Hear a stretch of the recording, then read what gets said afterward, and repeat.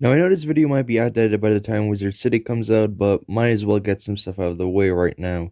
Most of the info comes from the Adventure Time Tumblr page and the opening to Come Along With Me, and is either all canon or speculation, so with all that said, let's get into the breakdown.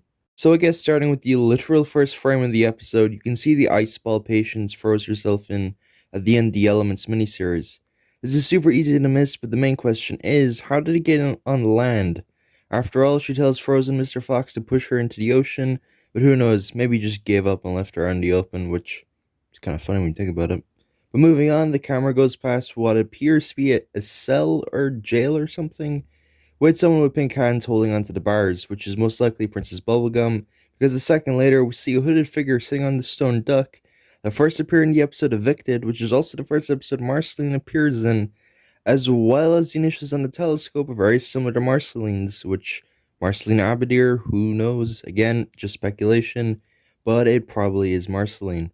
Now, my best guess to why she's in the Ice Kingdom is probably to look for Princess Bubblegum, who most likely has been captured by Ice Thing.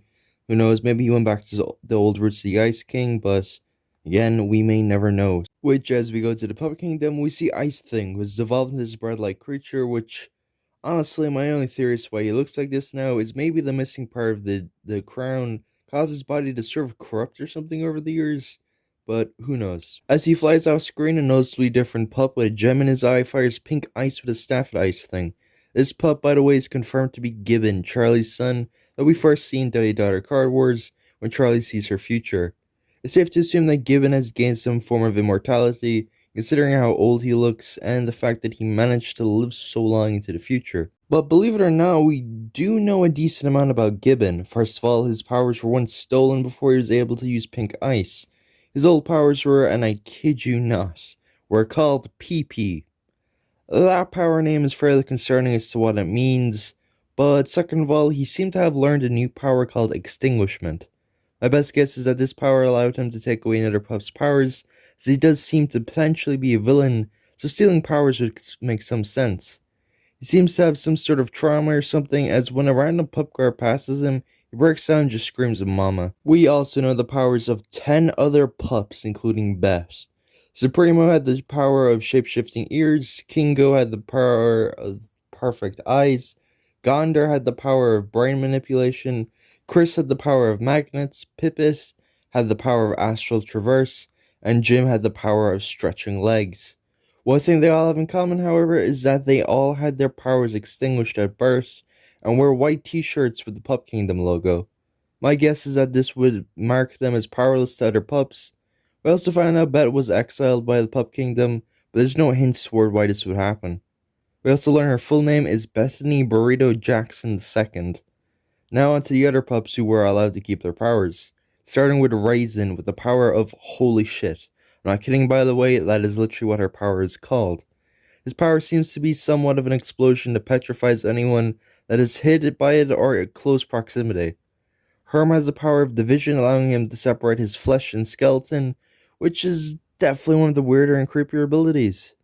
And finally, Jess has the power of holographic scribs, which allows her to create holographic messages with her horn, which is pretty straightforward. However, back to the opening, we can clearly see that a shuttle of some sort is attached to a rail and it shoots off into space, which maybe pups have started to colonize other planets.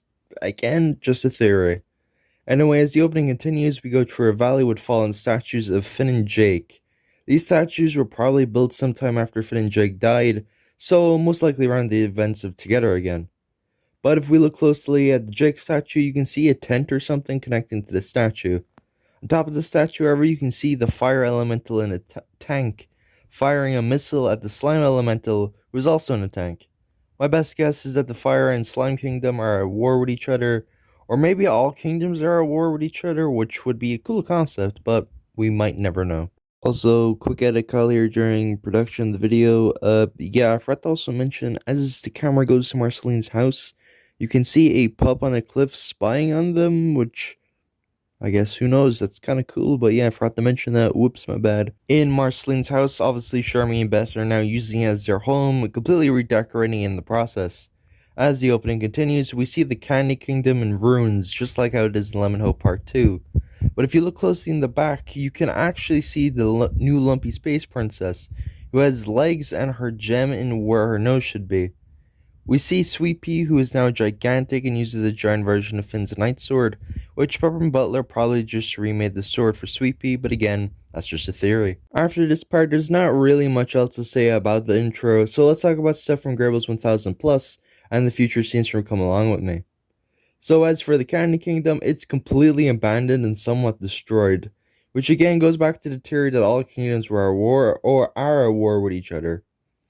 Most, if not all, the candy people are now locked up in the prize ball guardian, where they are asleep in the prize balls.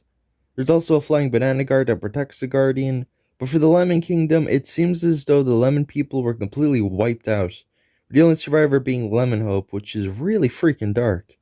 But moving on to the treehouse, since it's fire, the tree is huge, stretching into the sky, with the fence sword resting on top, which is later removed by Sheremy at the end to Come Along With Me. As for Bimo, obviously he now lives in Mount Cragdor and is known as the King of Ooo and has collected a load of artifacts from the past, which I'm not going to break down in this video for the simple fact there's just way too much references. But to go over some of the major ones, Bimo somehow got Finn's grass arm, which was ripped off in the episode Return to the Citadel. He also has the freaking maid for some reason, just like, why and how does Bimo have it? Why does he even need it?